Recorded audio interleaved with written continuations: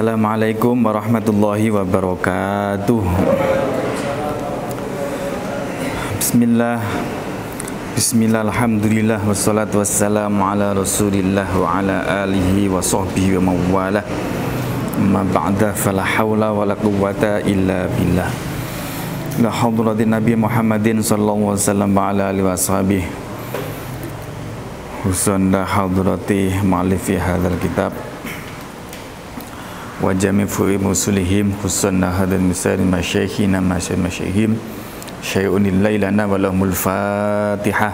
A'udzu billahi minasyaitonir rajim. Bismillahirrahmanirrahim. Alhamdulillahi rabbil alamin.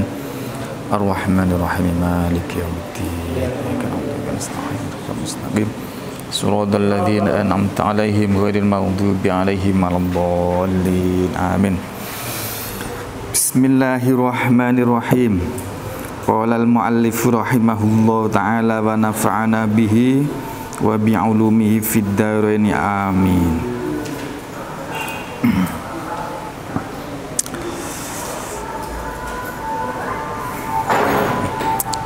Bismillahirrahmanirrahim. Fa inna jami'a awamirillahi ta'ala turja'u ila khuslataini at-ta'zimu lillahi ta'ala wasyafaqatu lil khalqi. Baleni sebentar bahwa kemarin ada dua hal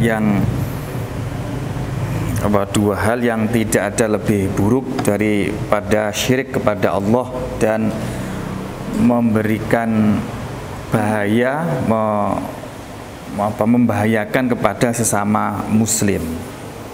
Nah, kenapa? Karena fa inna jami'a awamirillah ta'ala turja'u ila khoslataini. Karena semua urusan keagamaan itu kembali kepada dua hal, yaitu at-ta'zim lillahi ta'ala, mengagungkan kepada Allah dengan berbagai konsekuensinya. Namanya mengagungkan itu ya tidak berani melanggar perintahnya, selalu mengerjakan larangannya, tidak sembrono, tidak lalai. Satu, yang kedua wasyafaqatu lil khalqi, memberi belas kasihan kepada sesama makhluknya. Nah, terusnya sekarang kaqaulihi ta'ala, sebagaimana firman Allah Ta'ala, aqimus shalah wa atuz zakah. Aqimu, tegakkanlah olehmu semuanya as-sholata, terhadap sholat. Wa atu, dan bayarlah olehmu semua az-zakata, akan zakat. Aqimus sholah ini mengisyarakan hubungan kepada Allah. Kemudian atu zakah, memberikan zakat kepada orang muslim, ini mengisyarakan kepada yang aspek kedua, yaitu berbuat baik kepada sesama manusia. Aqimus shalah wa atuz zakah. Nah, di sini menggunakan kata-kata aqimu ya. Beda, aqimu itu berbeda dengan makna fi'lu atau sekedar mengerjakan. Kalau aqimu itu mengerjakan terus-menerus, istiqomah, dan mengerjakannya itu dengan sepenuh hati, itu aqimu. Kalau fi'lu itu yang penting mengerjakan. Kalau fi'lu yang penting mengerjakan. Jadi karena itu sholat kita itu sesungguhnya yang dituntut oleh Allah itu tidak sekedar yang penting gugur kewajiban, tidak. Nah, jadi sholat yang kita lakukan yang dituntut oleh Allah itu tidak sekedar yang penting menggugurkan kewajiban, itu tidak. Nah, tapi apa? Ya ketika sholat itu betul-betul menghadirkan hatinya, khusyuk, kemudian dilakukan terus-menerus secara istiqomah. Itu makna sir dari lafal aqimu, jadi bukan. Wa qaulihi ta'ala, dan seperti firman Allah Ta'ala, ushkurli wali walidaika. Ushkur, bersyukurlah kamu li kepada saya Allah, wali walidaika, dan kepada kedua orang tuamu. waliwalidaika, dan kepada kedua orang tuamu. Lagi-lagi ini mengisyaratkan kita disuruh bersyukur kepada Allah, kemudian digandengkan dengan bersyukur kepada kedua orang tua, yaitu satu kepada Allah, kemudian digandengkan yang lain yang tidak boleh dipisahkan adalah bersyukur kepada kedua orang tua. Jadi dua dalil ini menunjukkan bahwa urusan keberagamaan kita, tata beragama kita itu tidak cukup kita itu hanya baik kepada Allah, tapi juga harus baik kepada sesama manusia. Ruwiya diriwayatkan an Uwaisin dari sahabat Uwais Al-Qarni, annahu sesungguhnya Uwais Al-Qarni itu qala, berkata siapa Uwais Al-Qarni, katanya begini, marortu, berjalan-jalan siapa saya, fi ba'di siyahati, di sebagian perjalanan saya, birohibin, ketemu dengan pendeta. Kemudian setelah saya bertemu, fakultu, maka bertanya siapa saya, ya rohib, ya rohibu, hai rohib, pendeta, ma awwalu darajatin, apa itu awal derajat, awal tingkatan, yarko yang naik, yarko yang naik kepada derajat tadi itu, siapa al-muridu, orang yang menuju kepada Allah, siapa al-muridu, murid. Qala, menjawab siapa rohib, raddul madzalimi wa khiffatidz dhuhri minat tabaati. Ini jawabannya. Raddul madzalimi, menolak kezaliman. Menolak kezaliman artinya berusaha untuk bagaimana kezaliman itu tidak terjadi. Wa khiffatidz dhuhri, dan ringannya punggung, maksudnya beban yang ringan, tidak membawa beban yang berat. Minat tabaati, dari dosa sesama anak Adam atau hakul adami. Minat tabaati, dari hakul adami. Jadi rohib ditanya, apa sih hal pertama yang diperlukan oleh seorang murid? Murid itu adalah sebutan orang yang ingin menuju kepada Allah. Itu namanya murid. Ingin menuju, mendekatkan diri kepada Allah hingga pada akhirnya bisa ketemu dengan Allah. Itu namanya murid. Nah, orang murid yang menghendaki menuju kepada Allah seperti itu, apa sih modal utamanya apa? Dijawab, raddul madzalim wa khiffatudz dhuhri minat tabaat. Jadi berusaha bagaimana tidak terjadi kedzaliman atau mendolimi kepada orang lain. Kemudian khiffatidz dhuhri minat tabaat, memiliki beban yang ringan, beban dosa sama manusia maksudnya. Karena begini, apa alasannya? Fa innahu, karena sesungguhnya keadaan itu la yas'audu, tidak naik. Itu la yas'audu, tidak naik, lil abdi, bagi seseorang hamba, manusia maksudnya. Apa amalun, suatu amal, amal ibadah, wa alaihi, sedangkan itu atas abad, tabaatun, ada hakul adami, au madzlamatun, atau ada kezaliman, ada ada kezaliman. Jadi amal seseorang itu tidak bisa naik ke atas untuk menggapai derajat tertentu di sisi Allah kalau amal itu, bagi seseorang yang mempunyai amal itu memiliki apa? Wa alai tabaatun, memiliki hakul adami.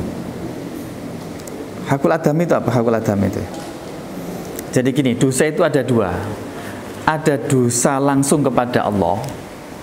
Ini contohnya misalnya sholat, kita meninggalkan sholat, naudzubillah, itu dosa langsung kepada Allah, tidak ada urusan dengan manusia.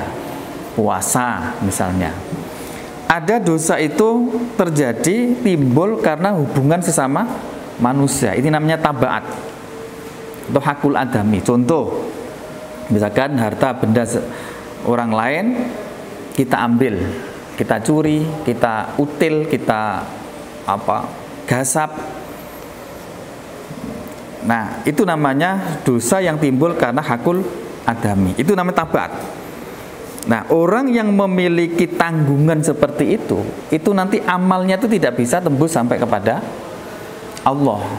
Tidak bisa naik untuk mencapai derajat tadi itu. Akan terhalangi. Sampai digambarkan nanti di akhirat itu orang mau tinggal selangkah saja masuk surga gara-gara punya tanggungan sesama manusia, itu kemudian gak jadi karena digandoli oleh temannya atau tetangganya atau sesama manusia yang lain, gara-gara kesalahan yang belum diselesaikan ketika di dunianya. Nah, dosa hakul adami seperti ini itu lebih berat daripada dosa yang langsung kepada Allah. Lebih berat. Urusannya itu panjang. Cara mentaubatinya itu juga panjang, susah, rumit. Contoh misalnya, saya ngambil barang sampean. Untuk bisa tobat, Allah akan mau mengampuni dosanya kalau orang tadi itu sudah memaafkan saya. Pertanyaannya, kalau orang tadi sudah meninggal gimana? Ayo, gimana cara kita? Ya. Saya harus mencari ahli warisnya orang yang saya rugikan tadi itu, kemudian hartanya saya kembalikan. Itu baru bisa selesai urusannya. Oke, kalau ahli warisnya nggak ada bagaimana? Atau nggak rela bagaimana? Jadi susah. Gusti Allah tidak akan mau memaafkan kalau urusan itu belum selesai. Nah, ketika sudah buntu seperti itu, tidak ada jalan lain kecuali kita mengumpulkan amal sebanyak-banyaknya, pahala sebanyak-banyaknya untuk persiapan ketika nanti di akhirat. Sebab nanti di akhirat ya, kedoliman kita kepada orang lain itu akan dituntut. Pahala kita akan diambil, diberikan kepada orang yang kita dolimi.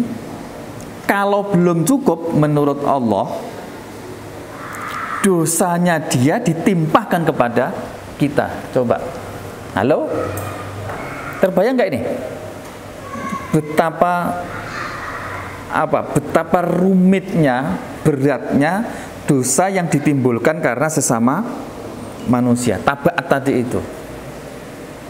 Au madlamatun atau kedoliman. Madlamah. Karena itulah tadi dikatakan bahwa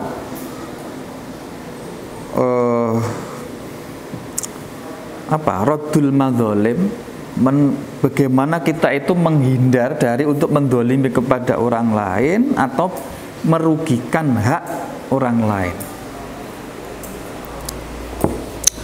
Intinya pokoknya hati-hati hubungan dengan sesama manusia itu, Masya Allah, kalau nggak diselesaikan di dunianya nanti berat.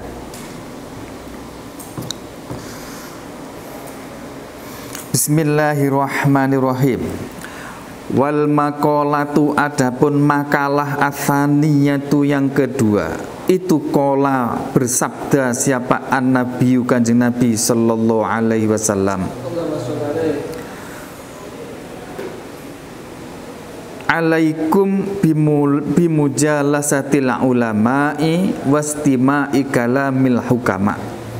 Alaikum, menetapilah olehmu, alaikum menetapilah bimujalasatil ulama'i dengan satu majelis dengan ulama. Satu majelis dengan ulama itu artinya bergaul dengan para ulama. Alaikum, tetaplah siapa kalian bimujalasatil ulama'i, dengan bergaul kepada para ulama. Tapi al-amilina maksudnya ulama yang mengamalkan ilmunya. Al-amilina maksudnya adalah ulama yang mengamalkan ilmunya. Kalau disebut ulama biasanya orang yang ngerti agama. Tapi itu saja nggak cukup. Makanya di sini dijelaskan al-amilin.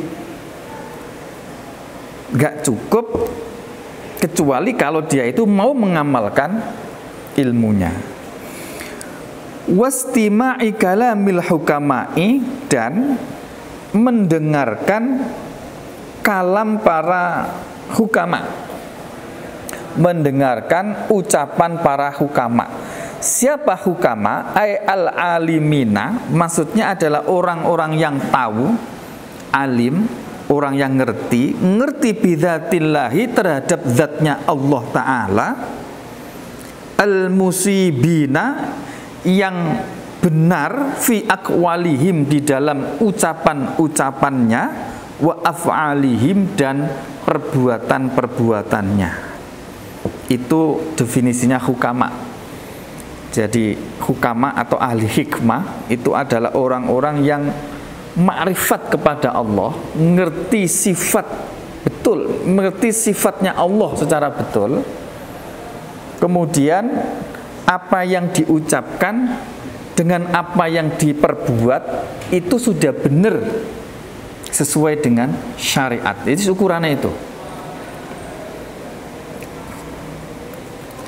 Kenapa? Fa innallaha, karena sesungguhnya Allah Ta'ala itu yuhyi, menghidupkan. Siapa? Allah menghidupkan al-qalba, terhadap hati, al-mayyita, yang mati, menghidupkan binuril hikmati, dengan ilmu yang manfaat. Al-ilmi, maksudnya dengan ilmu an-nafi'i, yang bermanfaat. Ini alasannya kenapa sih kita selalu dianjurkan untuk bergaul dengan para ulama, selalu banyak mendengarkan kalam-kalam hukama. Karena Allah itu menghidupkan hati seseorang, hati yang mati, hidupnya itu dengan nurul hikmah, dengan cahaya hikmah. Apa nurul hikmah itu? Maksudnya adalah ilmu nafi', ilmu yang manfaat. Allah menghidupkan hati yang mati. Hati yang mati itu kayak apa sih? Hati itu begini. Hati itu sama dengan jisim kita ya. Hati itu sama dengan badan kita. Badan kita ini kalau tidak diberi makanan sehari, tidak makan minum sehari saja, kira-kira gimana? Lemes. 2 hari gimana kira-kira? 3 hari gimana? 4 hari gimana? Itu kalau tidak diberi makan. Belum kalau hati itu ada penyakitnya, ada livernya, ada virusnya misalnya. Kira-kira gimana? Nah, hati juga begitu. Hati itu kalau tidak diberi ilmu, tidak diberi makan, hati kita itu kalau tidak diberi makan itu juga lemes. Pada akhirnya bisa semaput dan bisa mati kalau lama tidak diberi makan. Lah makanan hati itu apa? Adalah nurul hikmah, ilmu. Tapi nggak sembarang ilmu, tapi ilmu yang nafi'. Itu hati. Jadi hati itu bisa sakit, bisa kotor, sampai pada akhirnya bisa mati. Hati itu menjadi kotor karena ada maksiat. Di dalam Al-Quran itu disebutkan kallabal rona ala kulubihim, terus bima kanu yaksibun. Ron itu apa? Ron itu seperti apa ya? Karat ya, bintik hitam. Jadi setiap kita itu melakukan maksiat, di hati kita itu ada bintik hitam, tik gitu. Melakukan maksiat lagi ada hitam lagi, tik. Maksiat lagi ada hitam, hitam, hitam terus gitu. Kalau sudah hitam, hati itu sudah hitam, maka tidak bisa melihat kebenaran sebagai kebenaran. Melihat kebenaran bagi kita tampak apa? Tampak apa? Sebuah kesalahan. Melihat kemaksiatan seperti kebenaran. Jadi kok bolak-balik. Itu kalau hati sudah tertutup karena hitam tadi itu. Itu kalau diterus-teruskan, itu bisa akhirnya hati itu mati. Kalau mati itu Masya Allah. Oke. Itu belum kalau berpenyakit. Ada penyakit hasud, dengki, ujub, riya, sombong. Nah, itu bisa menggerogoti hati yang kemudian menjadi mati. Nah, untuk menghidupkan hati seperti itu tombonya adalah binuril hikmah, dengan nur hikmah. Apa nur hikmah? Al ilmi an-nafi'i, adalah ilmu yang nafi'. Ilmu tidak sekedar ilmu, tapi ilmu yang nafi'. Apa ilmu nafi'? Halo? Apa? Ilmu yang diamalkan, ilmu yang bermanfaat. Nah, ilmu yang bermanfaat itu cirinya ada 5. Nah, ini bisa ditulis ini. Nanti bisa dicek di kitab apa? Kifayatul Qadqiyah ala Syarhi Hidayatul Adqiya. Ilmu nafi' itu ciri khasnya ada 5. Yang pertama, al ilmu yurithul khasyah. Ilmu yang dengan ilmu itu menyebabkan kita semakin takut kepada Allah. Jadi nggak semakin kurang ajar, tapi yang dilihat itu Allah. Jadi ilmu apapun kalau itu bisa menyebabkan kita semakin takut kepada Allah, itu berarti ciri pertama bahwa itu ilmu nafi'. Yang kedua, ilmu yang semakin menjadikan kita itu cinta kepada akhirat, kepada urusan akhirat, atau urusan ma ba'dal maut. Jadi yang dipikirkan itu adalah ma ba'dal maut, apa yang akan diterima setelah kita itu meninggal, mati di akhirat. Dan kemudian dia semakin cinta untuk mempersiapkan itu. Yang kedua. Yang ketiga, ilmu yang dengan ilmu itu semakin tidak suka kepada duniawi. Jadi tidak hubbud dunya. Tidak hubbud dunya. Hatinya tidak tergantung kepada dunia. Tergantung dunia itu piye ya? Wis apa-apa itu diukur dengan dunia. Itu namanya hubbud dunya. Apa yang dilakukan itu diukur dengan kesenangan dunia. Cara bahasa kita apa? Matre, ya. Dikit-dikit diukur, misalkan sholat saja, misalkan diniatkan atau didorong oleh keinginan untuk agar dipuji siapa gitu, atau ngaji begini ini biar dilihat sama siapa. Itu termasuk apa? Melakukan sesuatu tapi itu diorientasikan untuk dunia. Melakukan apapun kalau nggak ada gantinya berupa materi, dia males misalnya. Pokoknya dikit-dikit diukur dengan dunia. 1, 2, 3. Yang keempat, ilmu nafi' itu dicirikan dengan ilmu yang dengan ilmu itu kita semakin tahu kekurangan diri kita, aib. Jadi semakin tahu kekurangan atau aib diri kita. Jadi punya ilmu bukan malah semakin sombong, tapi malah semakin merunduk karena merasa bahwa dirinya itu semakin kurang, semakin tidak tahu. Kayak padi itu, semakin berisi semakin merunduk. Yang kelima, ilmu yang dengan ilmu itu kita semakin tahu maka yidis syaitan. Maka itu tipu daya setan, godaan setan. Nah, apapun ilmu itu, kalau memenuhi 5 ini, itu berarti ilmu itu akan ilmu bermanfaat bagi dia, baik kehidupan di dunia maupun nanti kelak di akhirat. Inilah ilmu nafi'. Jadi bisa sampai ukur sendiri. Kira-kira ilmu sampean itu seperti itu enggak? Karena sebaliknya, kalau ilmu tidak dibarengi 5 hal tadi itu, ilmunya itu justru menyengsarakan dia. Halo? Ilmunya itu justru menyengsarakan dia. Coba lihat begini. Orang-orang pintar itu kalau tidak dibarengi akhlak, tadi kan sebetulnya akhlak kan, itu jauh lebih berbahaya daripada orang bodoh. Maaf nggak ini ya? Jadi gampang ini para koruptor. Apakah mereka orang bodoh? Orang pintar. Tapi karena nggak ada rasa takut kepada Allah, yang dipikirkannya dunia, kemudian dia hidupnya sok-sokan dan seterusnya, sehingga dia merugikannya itu lebih dahsyat daripada orang yang biasa-biasa. Jadi ilmu itu kalau menempat pada orang yang tidak berakhlak, itu jauh lebih berbahaya daripada tidak berilmu. Gimana? Mafhum nggak ya? Coba bayangkan, sampai pinter gawe bom tidak didasari akhlak, ya dipakai menghancurkan. Jadi mula ilmu nafi' ini, Kanjeng Nabi itu sampai doae Kanjeng Nabi itu Allahumma inni a'udzubika minal ilmi la yanfa. Kanjeng Nabi donga itu, ya Allah, lindungilah kami dari ilmu yang tidak bermanfaat.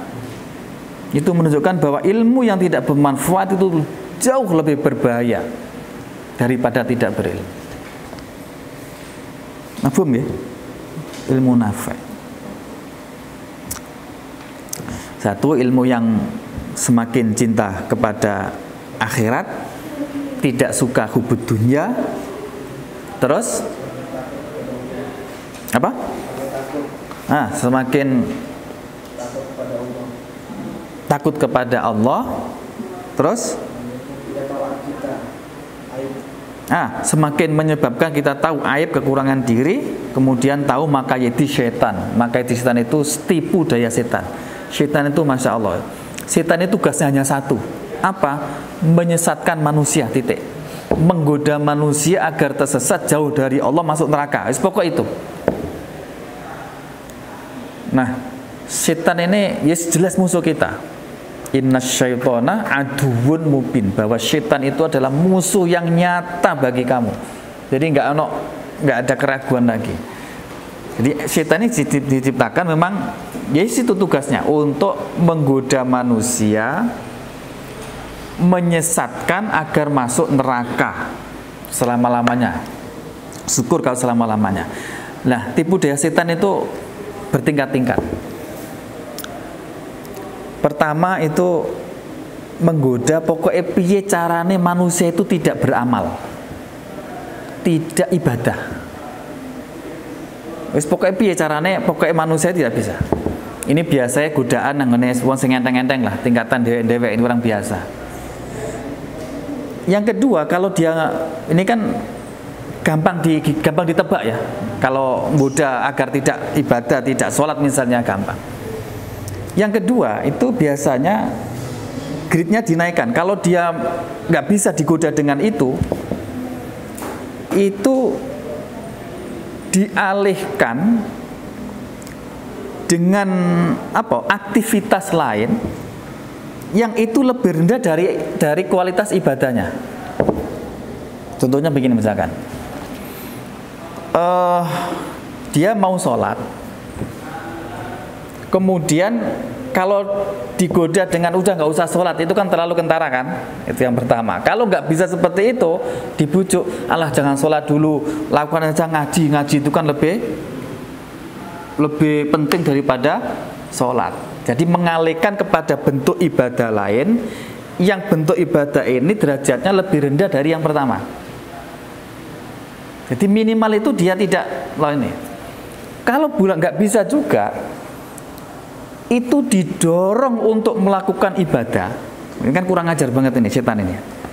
didorong untuk melakukan ibadah, setan menyuruh kita untuk jamaah sholat misalkan ke masjid, tapi sambil digoda bagaimana caranya tidak ikhlas, bagaimana biar ujub dengan sholatnya di masjid itu.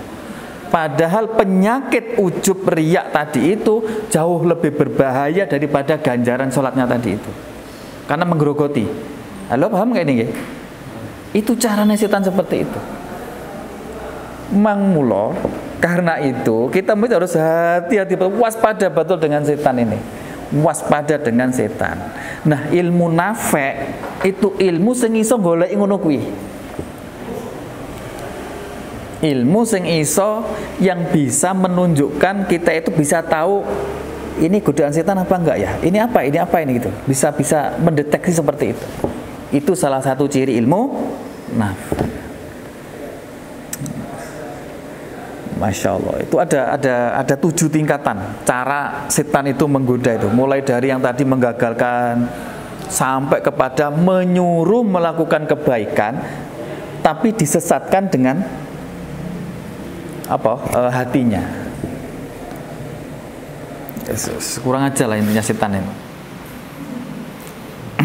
Dan kita memang melawan setan ini susah. Kenapa? Kita tidak bisa melihat setan, setan bisa melihat kita. Setan bisa melihat kita itu. Nah, setan bersemayam di hati kita. Kita nggak tahu, nggak merasakan. Mulai abot untuk melawannya itu. Nah, melawan setan ini diteruskan nggak nih? Melawan setan itu caranya ulama khilaf, tapi intinya ada 2. Cara melawan setan. Yang pertama, gini, logikanya begini. Ini kata Al-Ghazali ya. Setan ini yang mengendalikan siapa? Allah. Jadi setan itu yang mengendalikan adalah Gusti Allah. Itu artinya kalau Allah sudah mengendalikan setan itu, berarti kan nggak bisa mengganggu kita. Oke? Nah, karena itulah sarannya agar kita tidak terganggu dari godaan setan, kita banyak berzikir, minta perlindungan kepada Allah. Makanya kita sering kalau marah gitu, astagfirullah, a'udzubillahi minasyaitonirrajim. Nah, itu sebetulnya minta perlindungan kepada zat Allah yang mengendalikan setan agar setan tidak mengganggu. Itu yang pertama. Oke. Yang kedua, sebetulnya itu saja nggak cukup. Karena ibaratnya begini. Setan itu ibaratnya seperti anjing. Oke? Anjing menggoda kepada kita. Kalau orang yang memiliki anjing sudah mengendalikan, beres tadi, oke? Tapi itu saja nggak cukup. Kalau misalnya anjing ini tahu kita menenteng daging kesukaannya setan.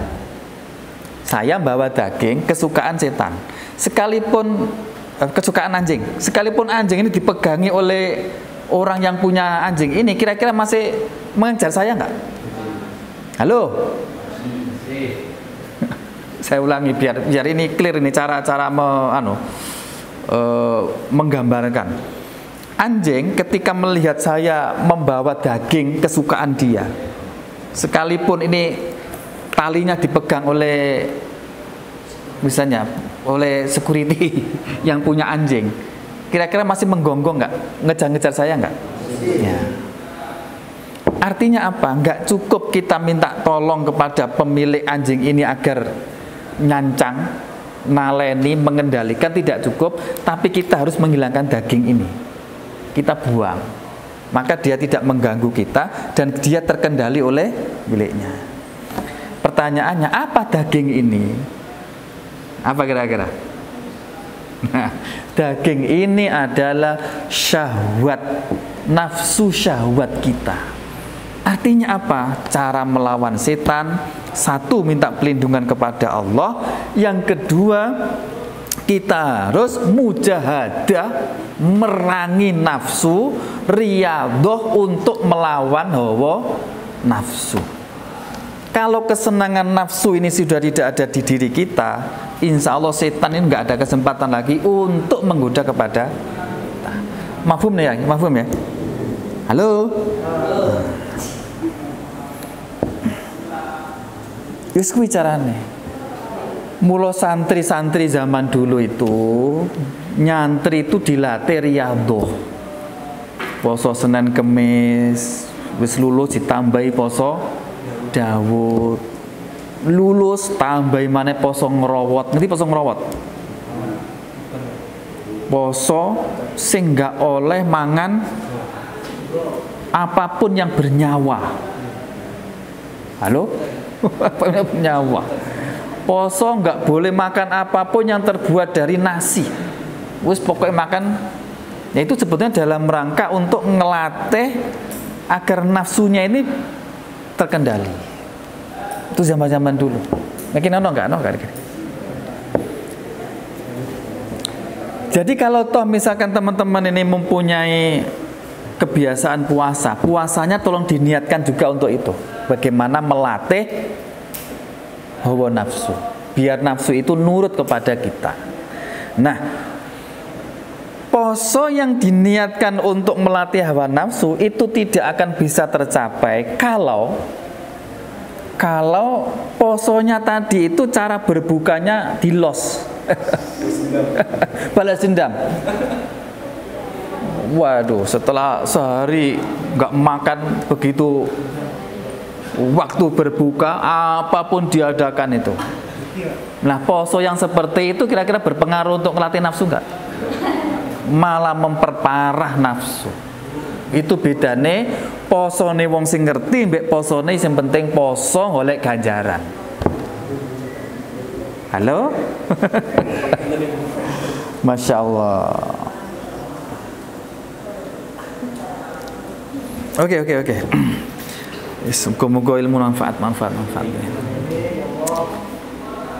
Ya di samping donga, yo melatih tadi itu. Jadi mumpung sampean mondok, usianya masih muda, dilatih. Nafsu ini dilatih. Bila perlu nih. Ada riwayat yang sampai kepada saya. Ada kiai yang punya begini. Kiai tidak akan mau makan sesuatu yang sedang dikepingini. Mau makan kok kepengin tempe, malah tidak mau makan tempe. Pokoknya makan lain. Halo? Iso nggak sampai ini? Aduh kok kepengin bakso, malah nggak mau makan bakso. Milih yang lain, yang sekiranya tidak dikepingini oleh nafsu. Ada sampai cara menghajar nafsu seperti itu. Dari nafsu bisa dihajar, bisa tunduk manut kepada kita. Nah ini orang top itu ini.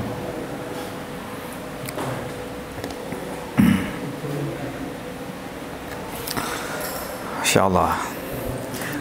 Oke, bismillahirrahmanirrahim. Lanjut. Jadi hati yang mati itu bisa dihidupkan dengan nurul hikmah, ilmu yang manfaat, ilmu yang kayak tadi itu. Kama yuhyi, sebagaimana menghidupkan siapa Allah, menghidupkan al-ardo terhadap bumi, al-mayyitata yang mati, menghidupkan bima il-matori dengan air hujan. Bumi, tanah yang kering kerontang, begitu hujan sekali saja, kira-kira berikutnya besoknya tumbuh rerumputan nggak? Wah, mulai tumbuh hijau. Nah itu kira-kira begitu. Allah menghidupkan tanah yang mati dengan air yang hujan. Begitu juga Allah menghidupkan hati manusia yang mati dengan nurul hikmah. Mulung golek ilmu yang nafek ning pondok ini, mumpung di pondok golek ono ilmu nafek. Nah, menurut Mbah Sahal Mahfud dalam bukunya Nuansa Fikih Sosial, nanti sampai cari ya, sampai cek ya. Pertanyaannya ada, ilmu apa kira-kira? Ilmu nafi itu ilmu wujudi ilmu apa? Yus pokoknya ilmu apa saja yang bisa menyebabkan 5 tadi itu. Tidak mesti ilmu apa ini? Fikih, ilmu akhlak, ilmu enggak mesti. Pokoknya ilmu apapun asalkan itu tentu yang halal ya, menyebabkan 5 hal tadi, itu berarti ilmu nafi. Nah, biasanya sih ya ilmu yang terkait dengan urusan agama. Biasanya. Tapi sebetulnya tidak dibatasi dengan hanya ilmu yang terkait dengan urusan agama atau wahyu.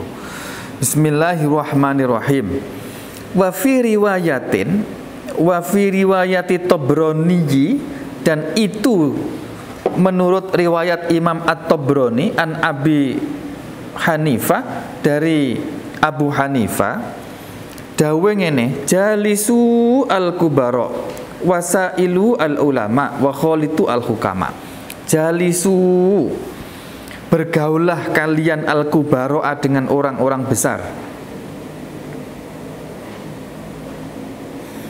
Orang-orang kubara. Orang kubara, orang besar itu bukan ke orang yang gendut, enggak.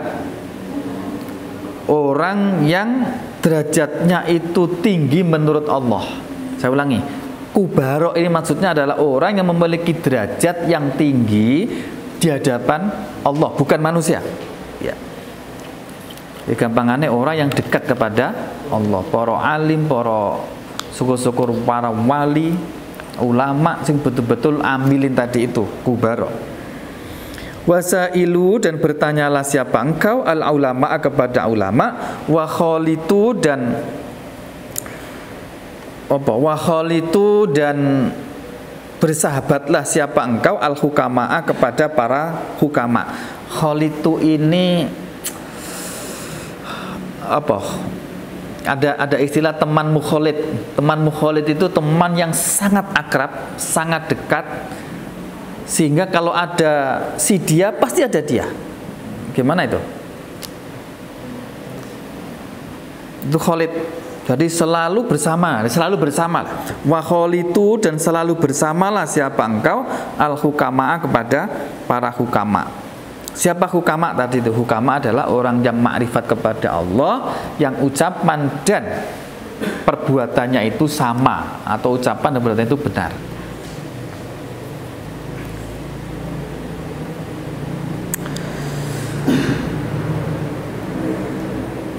Wa fi riwayatin, dan itu di dalam riwayat yang lain ada dawuh ngene, jalis al ulama'a wa sohib al hukama wa khalid al kubara. Jadi dibolak-balik.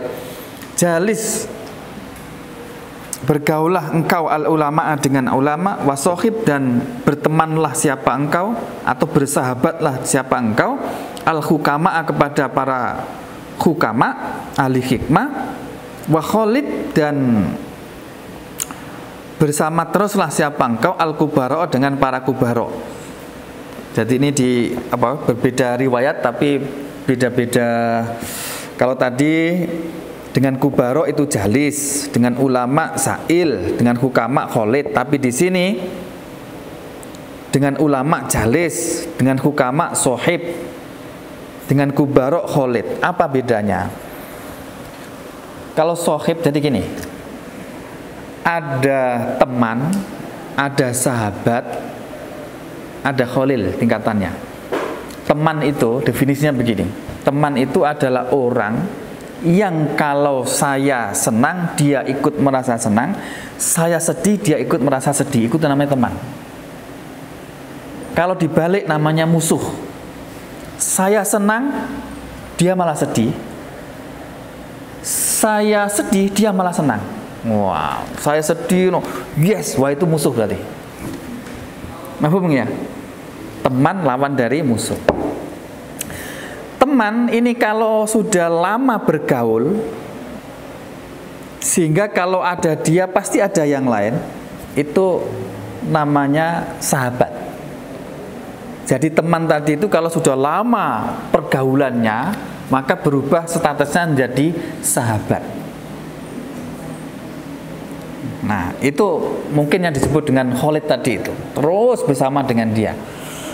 Oke, kalau sudah berani berkorban demi kebahagiaan temannya, saya ulangi, kalau sudah ditambah dengan keberanian berkorban demi kebahagiaan temannya sekalipun dia sengsara, nah itu namanya Khalil, kekasih. Dicatat gak ini? Catat gak ini? Itu namanya Khalil, kekasih. Dari kekasih itu orang yang kalau saya senang dia ikut senang, saya sedih dia ikut sedih, ditambah dengan selalu berada di sisinya, dan ditambah dengan apa? Berani berkorban demi kebahagiaan yang lain. Sekalipun dia sengsara nggak apalah, yang penting kau bahagia. Wah, itu berarti pret. Ada nggak gini? Ada nggak gini orang-orang gini? Alah, bohong. Mbak, kalau ada cowok begitu bohong. Suruh buktikan dulu. Oke, bismillahirrahmanirrahim. Kalau ada maunya begitu biasanya. Wah, kok yo ngomongnya. Masya Allah. Begitu dapat diduakan.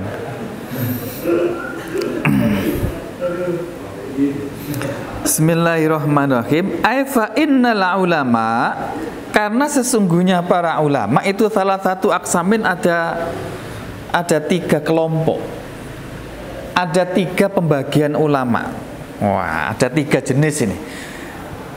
Yang pertama begini, al-ulama'u, yaitu ulama, orang-orang yang ngerti bi ahkamillahi, terhadap hukum-hukum Allah Ta'ala. Siapa dia? Wahum, adapun mereka itu ashabul fatwa, orang yang memiliki fatwa. Wah, gampangannya orang yang ahli fikih lah. Kalau ada masalah waqi'iyah, kasus di masyarakat, nah ini kalau minta fatwa kepada orang ini, jangan kepada dukun. Orang ahli fikih seperti ini. Ini jenis yang pertama, orang alim terhadap hukum atau fikih.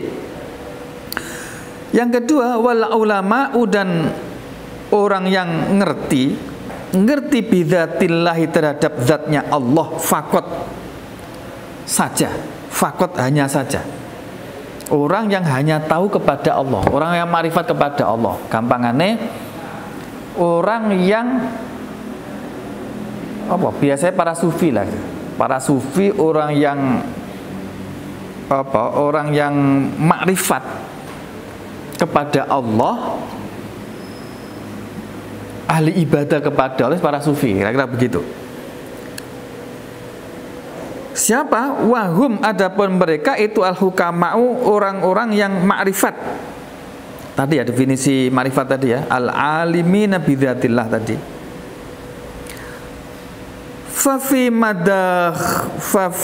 madakhilatihim tahdzibul lil akhlak.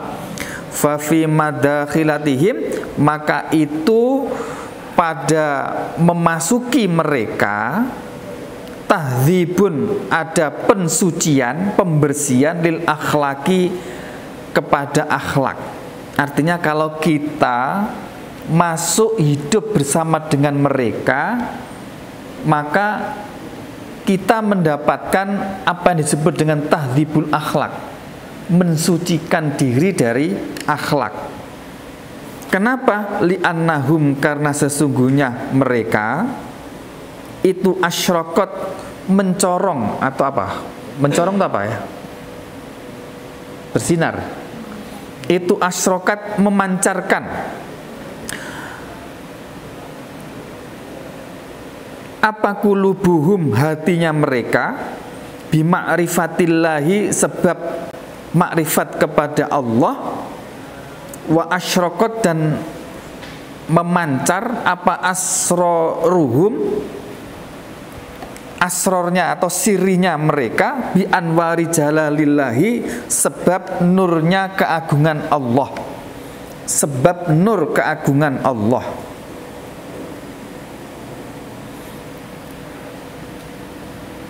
Jadi kalau kita bergaul dengan orang-orang seperti ini, para ahli tasawuf, sufi, para ulama, ahli fatwa, ibaratnya hati mereka itu mencorong atau apa?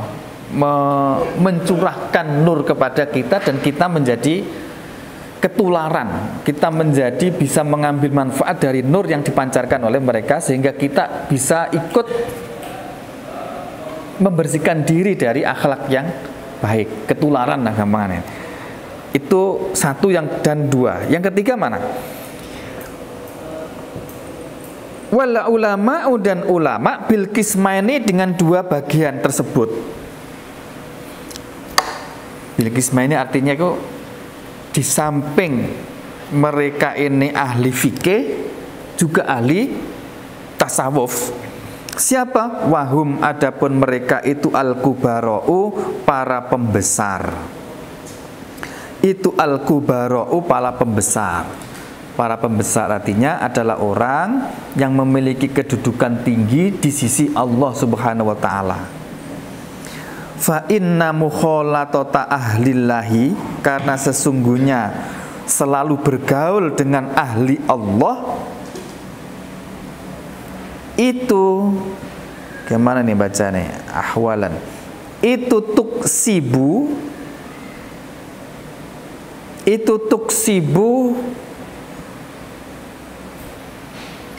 apa? Mendapatkan siapa engkau? Mendapatkan ahwalan akan keadaan, saniyatan yang tinggi, yang luhur, yang tinggi. Wan naf'a bil lafzi fawqan naf'i. Titik. Jadi intinya kita disuruh untuk selalu bergaul dengan orang-orang alim, ahli ibadah, ahli tasawuf, karena mereka-mereka ini bisa nyetrum, intinya begitu, bisa nyetrum. Nur yang dipancarkan dari beliau-beliau ini bisa menulari, mempengaruhi kepada hati kita. Ya secara lahir kan memang begitu ya. Kita ini kalau bergaul dengan orang yang jelek-jelek, ya kita itu akan ikut jadi jelek. Kalau kita bergaul dengan orang yang baik-baik, ya kita ini nanti akan bisa tertular dengan kebaikan itu. Oke. Bismillahirrahmanirrahim. Wan naf'u, adapun kemanfaatan, bilahzi, sebab apa, pandangan, itu fauqon naf'i, mengalahkan kemanfaatan, bilahzi, sebab ucapan. Bilahzi, sebab ucapan. Ini penting ini. Jadi kemanfaatan yang diperoleh sebab pergaulan seperti ini ya. Jadi kalau sampai atau kita selalu bergaul, melihat setiap saat kepada perilaku orang baik, manfaat melihat kepada orang baik itu jauh lebih baik atau lebih unggul, mengalahkan kepada hanya mendengar ucapan orang baik. Itulah pentingnya kita itu hidup di tengah pondok bersama dengan orang-orang yang alim, orang-orang yang baik. Itu pentingnya itu. Sebab setiap saat kita bisa melihat perilaku orang-orang, para ulama, para kiai. Dan melihat para ulama, para kiai itu pengaruhnya mengalahkan hanya mendengar ucapan para kiai. Ini wa naf'u billahzi fauqon naf'i billahzi. Kemanfaatan dengan cara melihat perilaku langsung itu jauh lebih meresap, lebih berpengaruh, mengalahkan hanya mendengar ucapan-ucapan para ulama. Gampangannya sekarang kan usum ngaji pakai online, sampai hanya ngaji saja lewat ini, itu masih kalah dengan hidup bersama, dengan bergaul setiap hari dengan para ulama. Itu jauh lebih berpengaruh daripada sekedar nonton atau mendengarkan ngajinya ulama yang ada di YouTube. Itulah pentingnya mondok.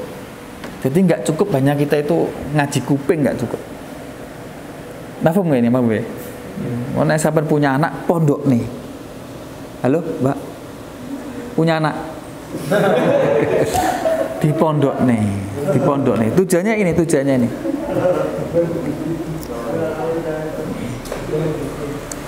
Bahkan kadang sekalipun nggak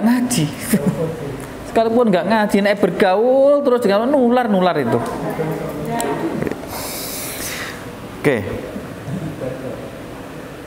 Faman maka bermula orang nafa'a yang memberi manfaat kepadamu apalah luhu apa pandangan terhadap man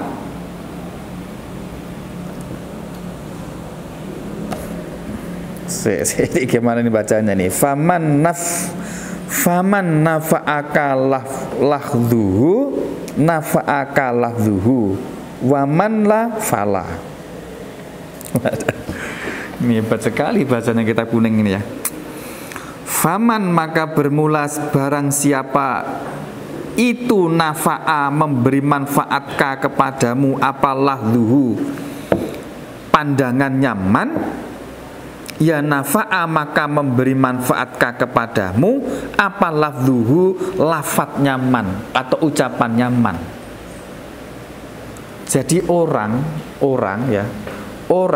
yang pandangannya saja itu memberi manfaat kepada kita, maka ucapannya pasti memberi manfaat kepada kita. Mafhum nggak ini ya? Nah, tapi nggak bisa dibalik. Waman la fala. Waman bermula siapa saja la yang tidak bermanfaat pandangannya, ya fala maka tidak manfaat lafadznya.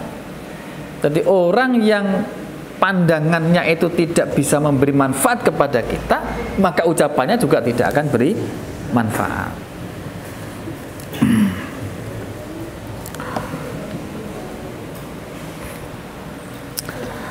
Sekian cukup. Ada pertanyaan? Ada pertanyaan? Enggak. Tentang hakul adami. Sama manusia.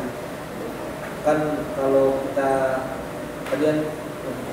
kalau kita tahu kita ngelakuin salah kepada orang tersebut, kemudian kita kasih apa harga kita apa gitu. Seumpama kita pernah melakukan dosa tapi lupa Pak. Lupa. Sama apa yang lalunya gitu. Ini bagaimana Pak? Lupa kepada orangnya apa lupa kesalahannya? Yang mana ini? Ya, kesalahannya ingat, cuma lupa sama orang. Oke. Nah, ini itu angel.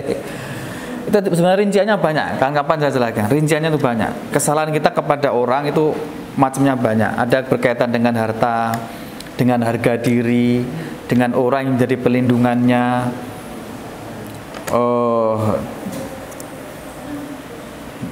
Banyak ya. Kalau kita lupa orangnya bagaimana? Nggak ada jalan lain. Nggak ada jalan lain kecuali kita mengumpulkan amal sebanyak-banyaknya untuk persiapan di akhirat. Tapi amalnya diterima Pak? Terserah Allah. Iya betul. Bimasyiatillah. Terserah Allah. Karena itu dia ada yang menganjurkan begini. Kalau kita misalnya punya hutang, tidak sempat disaur, sudah keburu meninggal, kemudian ahli warisnya sudah nggak ada, maka uangnya kita sedekahkan, misalnya ke maslahatil ammah, ke masjid, ke pesantren, ke maslahat umum, tapi diniatkan untuk dihadiahkan kepada orang yang dihutang itu, dengan harapan semoga Allah nanti dengan cara itu kemudian intinya bisa, ya cara bahasa kasarnya bisa menjinakkan hati orang itu, kemudian memaafkan kita di akhirat. Sampai segitunya. Kalau enggak, ya enggak ada cara lain. Amal baik kita diberikan kepada dia. Kalau belum cukup menurut Allah, dosanya dia dibelekan kepada kita. itulah hakikat orang yang bangkrut. Kan ada hadis bangkrut itu ya. Mahwal muflis, suatu saat para sahabat ditanya oleh Kanjeng Nabi, sopo orang yang bangkrut itu? Dijawab, orang yang bangkrut itu adalah orang yang datang di akhirat dengan membawa amal banyak, kemudian dituntut oleh orang-orang yang dulu didolimi ketika di dunia sampai habis itu kebaikannya, dan dosanya orang itu kemudian diberikan kepada dia. Inilah orang bangkrut. Hakikat orang bangkrut ini. Dari orang bangkrut itu bukan rugi bisnis, itu bukan, menurut ukuran akhirat. Nah, salah satu sebabnya itu. Nah, cara mentaubatinya tadi diselesaikan di dunia. Kalau nggak bisa, ya kita sedekahkan barang senilai itu, tapi diniatkan dengan harapan tadi semoga orang ini nanti merelakan kepada kita, kemudian bisa diselesaikan di akhirat. Nah, sehingga tidak sampai terjadi amal baik kita diberikan kepada dia, dosa dia diberikan kepada kita. Itu kalau urusan harta benda. Bayangkan kalau misalkan istrinya bagaimana? Misalnya istrinya tetangga sampai selingkuhi, itu cara nobatinya piye? Ayo, cara nobatinya piye? Susah itu. Mau datang ngaku minta maaf, ya malah dibunuh, malah diangkat celurit. Oh, mohon maaf, kemarin selingkuh dengan istri, langsung marah. Nah, dalam kondisi seperti itu kita boleh berbohong. Artinya apa? Tidak perlu diceritakan, cukup minta maaf, kemudian nanti persiapan di akhirat ngamal sebanyak-banyaknya untuk gantinya. Halo? Kalau harta kan masih bisa diganti ya. Tapi kalau misalkan menyelingkuhi istrinya tetangga, nggak bisa diganti dengan apa? Minta maaf nggak mungkin. Minta maaf itu harus terang ya. Minta maaf atas hakul adami itu harus tahu orang yang dimintai maaf. Misalnya ya, naudzubillah, saya menyelingkuhi istri sampean. Kemudian saya minta maaf, pokoknya minta maaf ya. Ini nggak sah. Kenapa? Harus diceritakan. Apa yang dimaafkan apa? Dia harus tahu, harus sadar betul gitu loh. Paham nggak nih?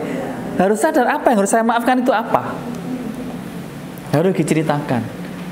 Nah, pertanyaannya, kalau tidak mungkin diceritakan, kalau diceritakan dia akan marah kemudian mengangkat pisau. Bagaimana? Nah, dalam kondisi seperti itu boleh tidak diceritakan. Tapi konsekuensinya apa? Tidak ada jalan lain kecuali kita beramal sebanyak-banyaknya nanti di akhirat untuk ijol-ijolan tadi. Ngerti ijol-ijolan tadi ya? Amal baikan kita diberikan, dosanya kalau nggak nutut, masuk neraka. Yang masuk surga dia, yang masuk neraka, masya Allah. Ini loh angele dosa sesama manusia itu ini. Mamullah, nek akan terpaksa sampai ngelakoni maksiat dipikir. Nek terpaksa ngelakoni maksiat dipikir. Ini maksiat hanya kepada Allah, apakah dengan melibatkan orang? Jangan sampai berani melakukan maksiat yang melibatkan sesama orang. Ya, maksiat ya misalkan terpaksa banget, sholat diganti istighfar, insya Allah napan serius ya Gusti Allah akan lakukan. Asalkan tidak ngenteng nih ya, asalkan tidak meremehkan. Karena dosa itu dosa kecil itu bisa menjadi besar karena ada 5 sebab. Ini kalau dilanjutkan nggak tutup ini. Dosa kecil bisa menjadi besar, 1, karena diremehkan. Alah, sholat aja kok. Maka dosa itu menjadi besar. Yang kedua, kalau diceritakan. Wow, saya tadi, diceritakan. Yang kedua, dibangga-banggakan. Ditampakkan kepada orang lain. Yang ketiga, itu tadi diremehkan, dibanggakan, diceritakan. merasa nyaman. Merasa nyaman itu tidak khawatir dengan siksa Allah, tidak khawatir dengan makrillah. Merasa nyaman. Yang kelima, ya situ dulu lah. Itu dosa kecil, kalau sekedar lirik kepada cewek itu kan kecil ya. Nah ini kan kecil, ini dosa kecil. Ini menjadi besar dengan 5 sebab tadi itu. Bismillah, hati-hatilah, hati-hati. Cukup ya. Akhirul kalam wal muwafiq. Apapun segala bermanfaat, berkah untuk kita semuanya fid dini wa dunya wal akhirah. Ila diniyah. Al-Fatihah. A'udzubillahi minasyaitonir rajim. Ar-Rahmanir Rahim. Maliki yaumiddin. Iyyaka na'budu wa iyyaka nasta'in. Shiratal ladzina an'amta 'alaihim ghairil maghdubi 'alaihim waladdallin. Amin. Sedidik-didik diamalne sedidik-didik. Akhirul kalam wal muwafiq. Wassalamualaikum warahmatullahi wabarakatuh.